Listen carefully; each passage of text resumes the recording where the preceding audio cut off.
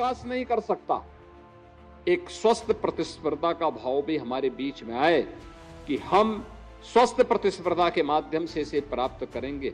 इस दृष्टि से यह प्रतियोगिता आवश्यक है और इसी के लिए प्रधानमंत्री जी ने, जब मोदी जी प्रधानमंत्री बने तो उन्होंने खेलो इंडिया खेलो के माध्यम से इस कार्यक्रम को आगे बढ़ाया।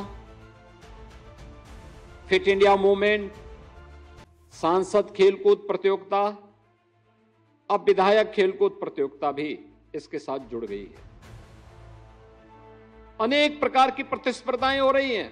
बहुत सारी जगह प्रारंभ भी हो चुका है, बहुत सारी जगह रजिस्ट्रेशन चल रहे हैं।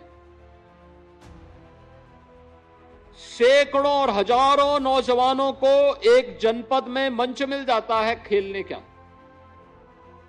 एक स्वस्थ प्रतिस्पर्धा के साथ लोगों के मन में एक स्वस्थ प्रतिस्पर्धा आती है और स्वस्थ प्रतिस्पर्धा आगे बढ़ती है तो ये विकास को प्रोत्साहित करती है, समाज को आगे बढ़ने के लिए प्रेरणा देती है। और ये खेलकूद की प्रतियोगिता और स्पोर्ट्स किट उसमें सहयोगी बन सकते हैं। इस दृष्टि से आज का एक कार्यक्रम अत्यंत महत्वपूर्ण है। मेरा युवक मंगल दल और महिला मंगल दलों से यह भी कहना है, आपका काम केवल सरकार से लेकर के संवाद लेकर के स्पोर्ट्स किट प्राप्त करने तक सीमित नहीं होना चाहिए। खेलकूद की प्रतियोगिता के साथ साथ गांव-गांव में हमारी जो लोक कथाएं हैं, लोक गाथाएं हैं, लोक गायन है, लोक परंपरा है, इसके भी आयोजन होने चाहिए। लेखन, और अभी आपने देखा होगा यूथ पार्लियामेंट में उत्तर प्रदेश के युवाओं को कहानी लेखन में, कविता लेखन में और अन्य प्रतिस्पर्धाओं में प्रथम स्थान प्राप्त हुआ। अभी आपने देखा होगा मंच पे हमने उन्हें सम्मानित किया। लोक गायन, इसके पीछे केवल लोक कथा नहीं होती, इसके पीछे छुपा होता है हमारा इतिहास, हमारी परंपरा, हमारे पूर्वजों की गाथा। अपने पूर्वजों की गाथा को पुनर्जीवित करना और उसको मंचन देना, यह भी एक प्रारंभ होना चाहिए। गांव-गांव में इस प्रकार के कार्यक्रम, सांस्कृतिक कार्यक्रम, जैसे खेलकूद की प्रतियोगिता को हम कार्यक्रम बनाएं तो इसमें स्वस्थ रहने का भी अभ्यास है और साथ साथ मनोरंजन भी है। अब गांव में ही अगर आपने खेलकूद की प्रतियोगिता का आयोजन किया, मैं सोनभद्र में गया था, सोनभद्र में मैं देख रहा था, उन्होंने खेलकूद की प्रतियोगिता के साथ वहां पर उन्होंने बुजुर्गों के बीच में रस्साकस्सी का भी एक रखा था आयोजन। आप अनुमान करिए कितना मनोरंजक था और सभी लोगों ने खुशी खुशी उसमें भाग ले रहे थे। बहुत मनोरंजन, यानी इतना लोगों ने उसको तालियां बजाई उस प्रकार के कार्यक्रम के लिए। और मुझे भी देख के अच्छा लग रहा था कि हर तबके का व्यक्ति इन आयोजनों में भागीदार बन रहा है। सांस्कृतिक कार्यक्रम हो रहे थे, योग की प्रतियोगिता हो रही थी, गायन के कार्यक्रम हो रहे थे, नाटक मंचन के कार्यक्रम हो रहे थे। ये सभी हमारी कला की अलग अलग विधाएं हैं। इन सब के कार्यक्रम वहां हम लोगों को देखने और सुनने को मिल रहा था और ये देख करके मुझे बहुत अच्छा लगा कि उत्तर प्रदेश के अंदर प्रधानमंत्री जी का जो विजन है वह खेल के साथ साथ अलग अलग विधाओं के माध्यम से भी आगे बढ़ रहा है। और मुझे लगता है कि ये जिम्मेदारी युवक मंगल दल और महिला मंगल दलों को अपने कंधे पर लेनी चाहिए कि वे इस अभियान का हिस्सा बने। वर्तमान में उत्तर प्रदेश सरकार का महिला सुरक्षा, सम्मान और स्वावलंबन को लेकर के मिशन शक्ति का 5वां चरण चल रहा है।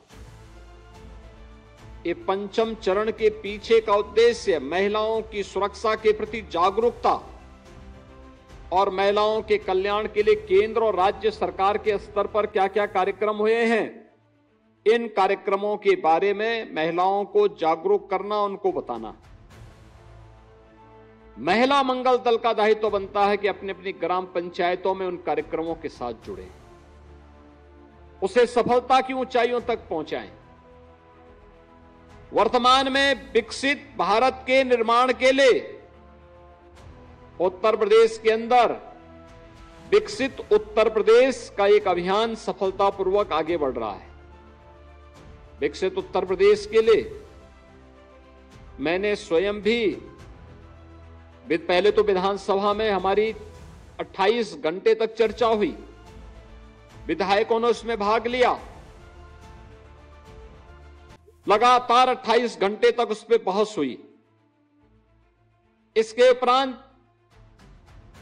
300 बुद्धिजीवियों को, प्रबुद्ध जनों को हम लोगों ने अलग अलग अकादमिक संस्थाओं में भेजा।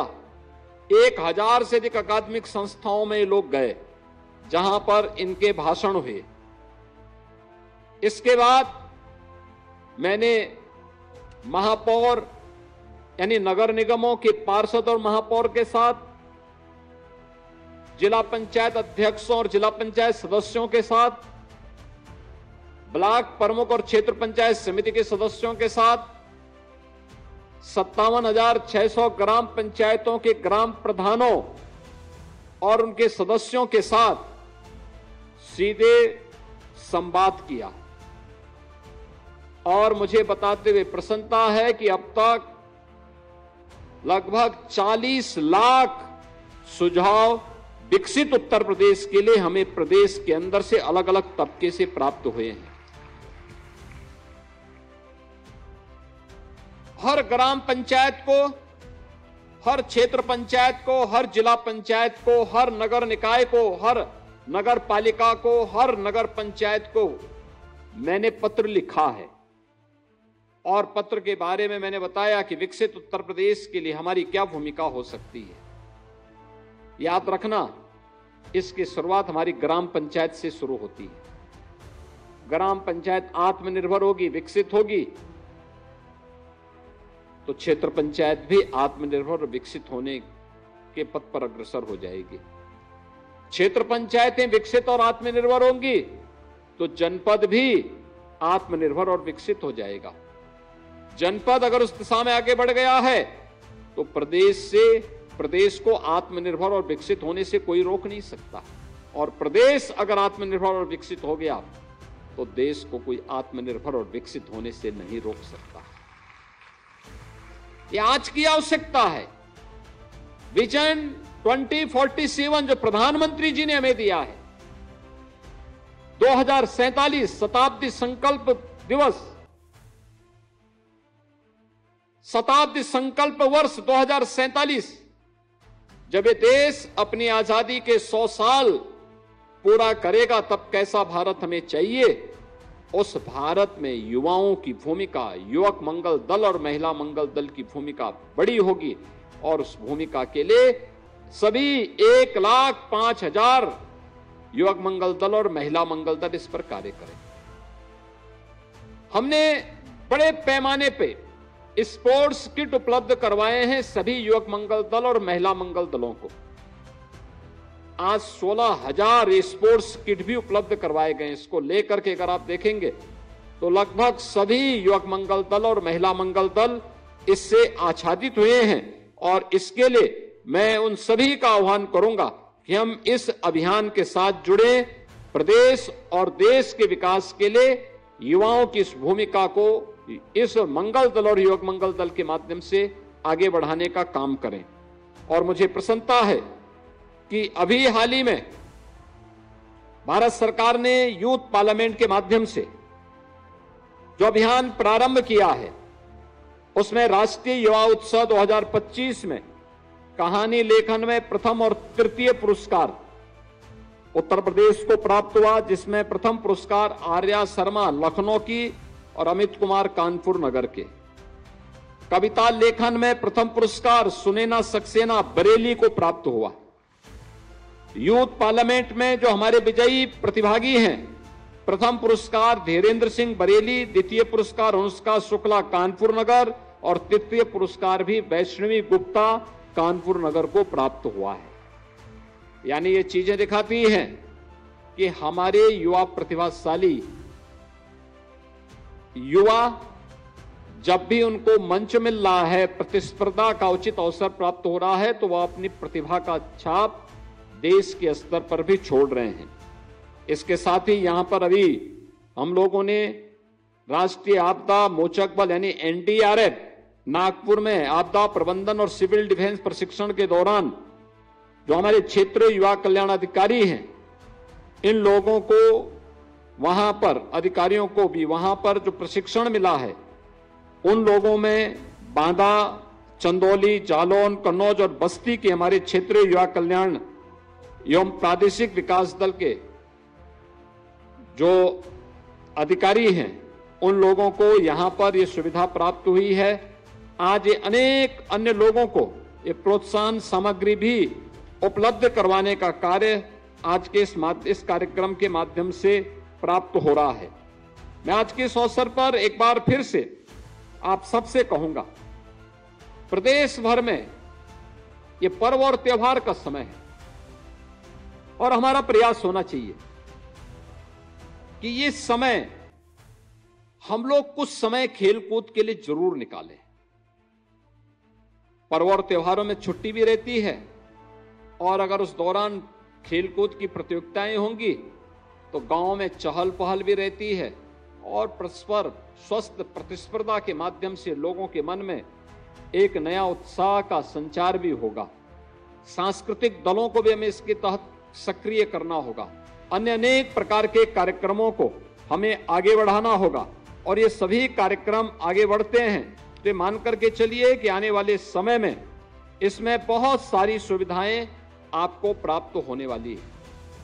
अब खेल केवल एक औपचारिक गतिविधि नहीं है, अब तो ये जीवन की एक आवश्यकता हो चुकी है,